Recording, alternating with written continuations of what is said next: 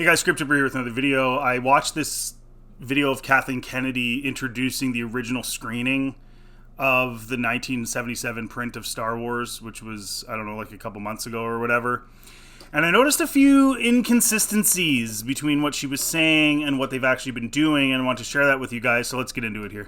It's quite remarkable. What you're going to see is, in fact, the first print, and I'm not even sure there's another one quite like it. It's quite remarkable to be able to experience this exactly the way it was in 1977. This is really special. This is the film that everyone starts with. When we start talking about story, we start talking about George's intent, what it is we're trying to build off of. It is the gold standard. There's no question.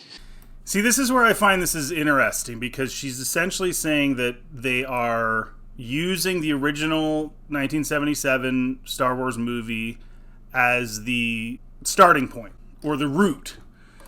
They're using it as the standard, as she puts it, to move forward with other projects. And that seems to go against some of the things that we've heard, because this, what she's saying, to me at least, suggests that she's saying that they want their people to know and understand this film, and, you know, by extension, know and understand Star Wars.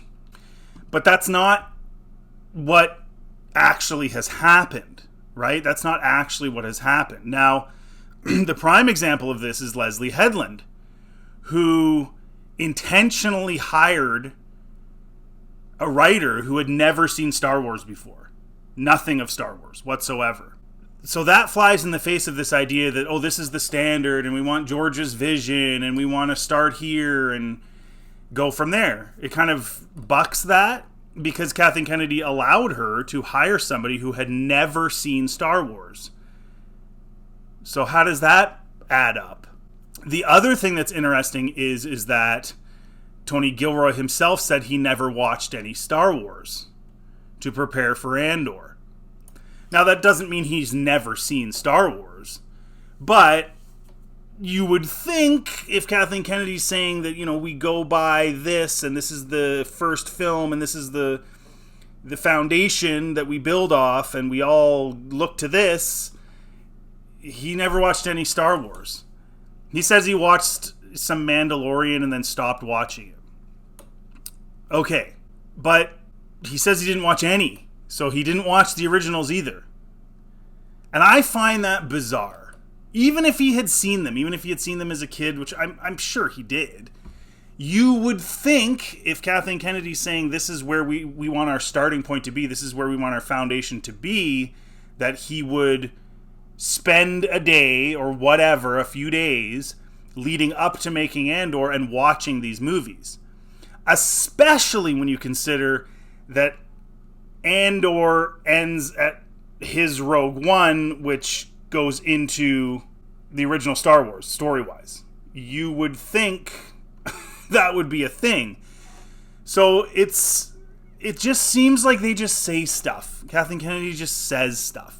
They're not actually interested in actually doing what they say they're doing, is I guess what I'm saying, which is really sad. The other side of this that's also very telling is that the story group, and I mentioned this in my last video as well, and of course we've all talked about this many times, X'd out Luke on the one woman's desk, and then this big picture of Padme, and everything was about moving to the more female-centric Star Wars. The Force is female, right? That's what Kathleen Kennedy wrote. George has always talked about how Leia was such a fantastic character, and she's such a huge part of the story, and he was going to make her an even bigger part of the sequels than what Disney did. That doesn't really jive with seeing the original Star Wars. Like making Leia more prominent in the sequels can work, but if your focus is the original Star Wars, that's your big thing, that's your foundation, that's what you want everybody to watch and base what they're doing everything on, and then you have a member of your story group purposefully saying, no, we don't want Luke, and then you also clearly didn't want Luke in your stories in the sequels, you made him a bum, to try and elevate your other characters, particularly Rey. Rey actually is the one who brings Luke back. She's so amazing. So that just, what she's saying doesn't resonate with me. Who is this resonating with? Like, who's at this screening? Is it a whole bunch of like Hollywood people? I feel like it is. And it's like, so sorry, Kathy, like, I don't believe you.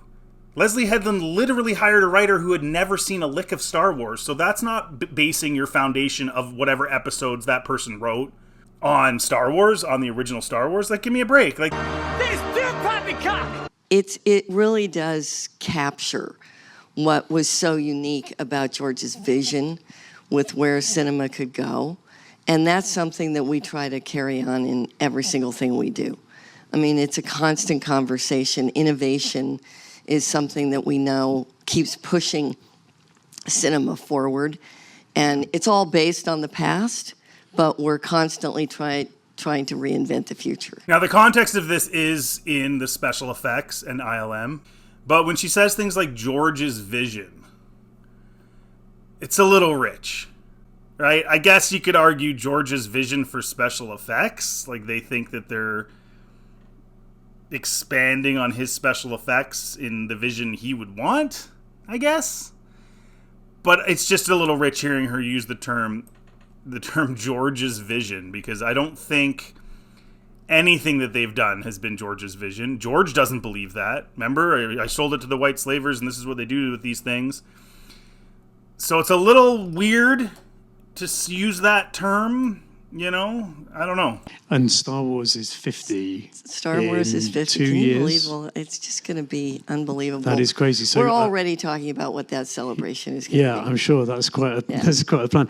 So leading up to Star Wars being 50 years old, we're going to have The Mandalorian and Grogu, which I did a video about how disappointed everybody is with the trailer.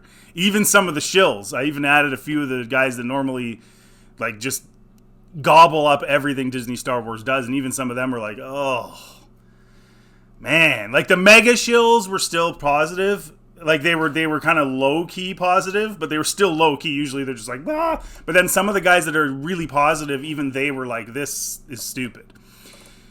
So that's the first one. And then the second one is the Starfighter movie. So the year of the 50th anniversary, Starfighter's supposed to come out, which is, of course, Bring the Child to Rey.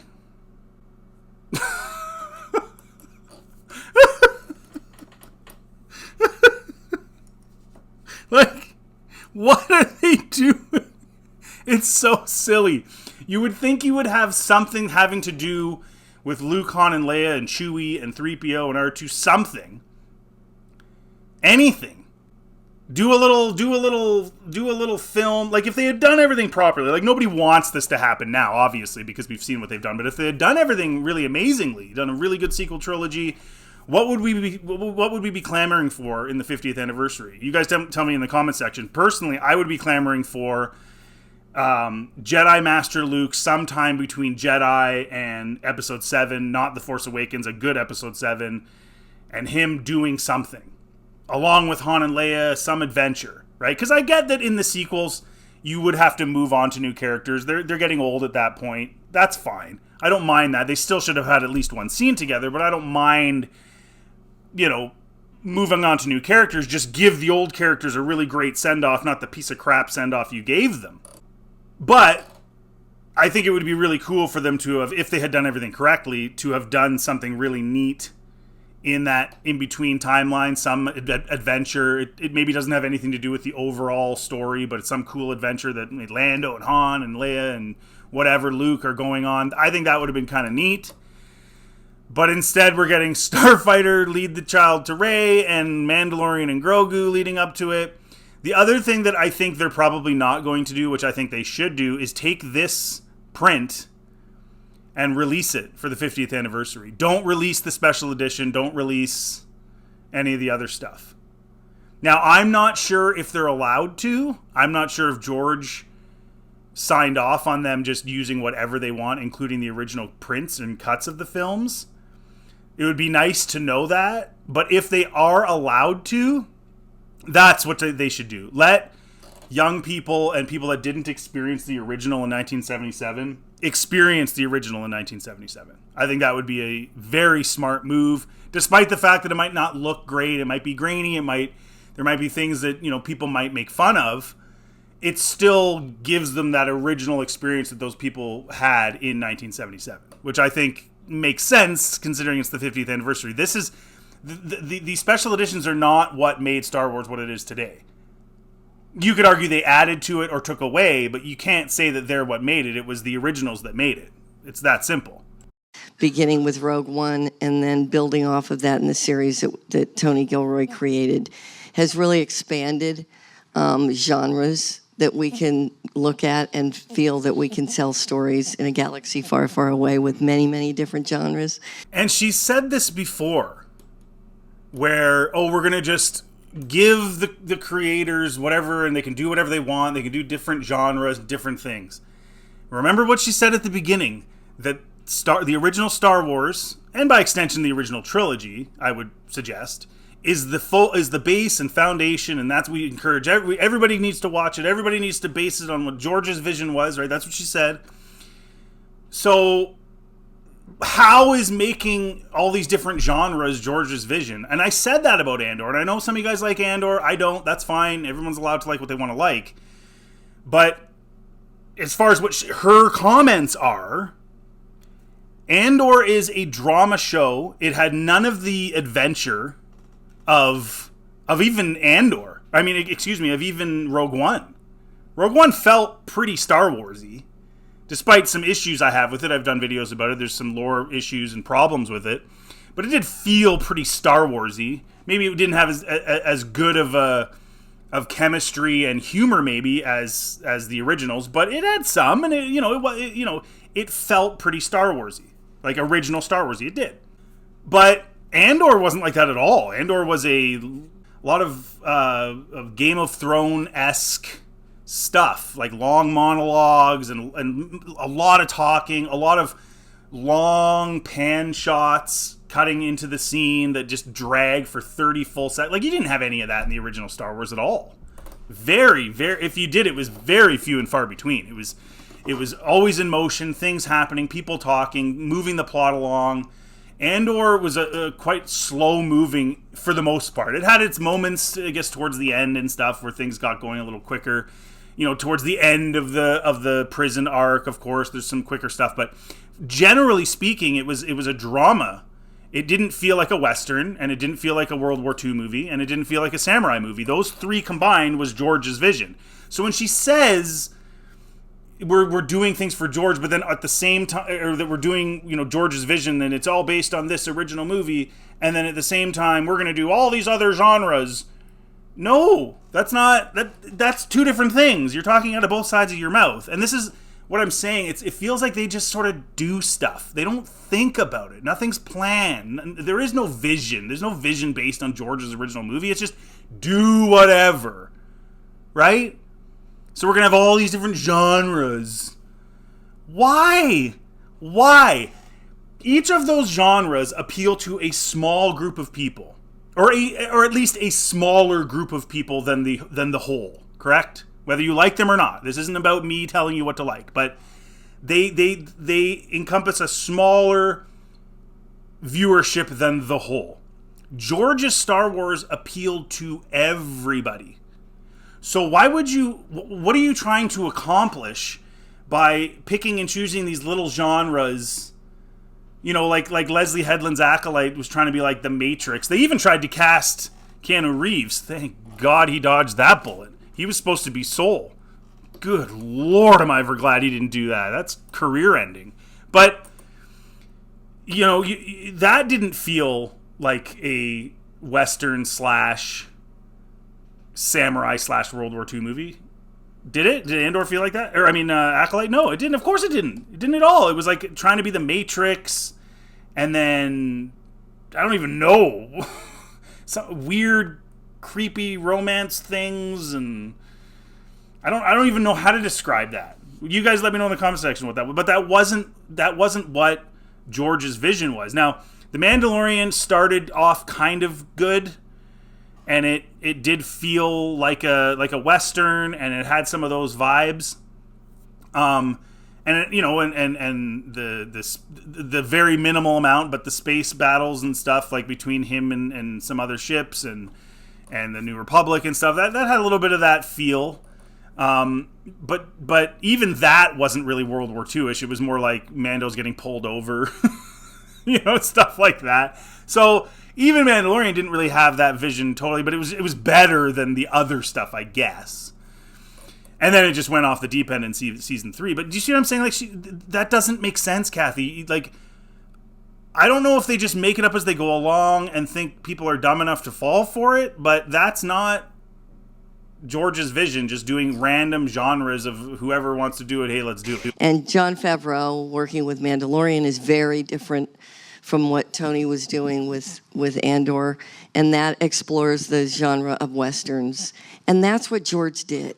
He was constantly looking at film and the way stories build off of genre. And I really think that now we're in a position where it broadens the possibilities of stories and filmmakers that we can bring in to tell stories that mean something to them. Exactly. So it's their vision. It's not George's vision.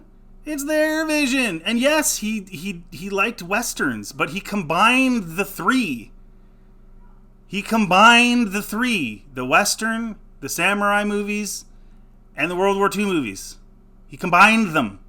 He even, like, if you do your research, he even, like, shot for shot, like, some old, like, World War II movies and stuff. Like, yeah, but he combined them. He didn't separate them and do one over here, one over here, one over here. And he certainly wouldn't have done a drawn-out drama.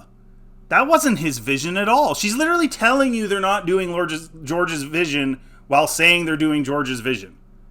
By cherry-picking Western for Mandalorian. Like, dude, this is nonsense. Like, who believes this? It doesn't necessarily have to connect to every little thing that's been done in Star Wars. Yeah. It can actually be a standalone story, like an Andor, like a Rogue One, that then builds into many, many more stories. What are you talking about? Kathy, this is the person running Lucasfilm, you guys. You heard what she just said, right? You literally heard what she just said.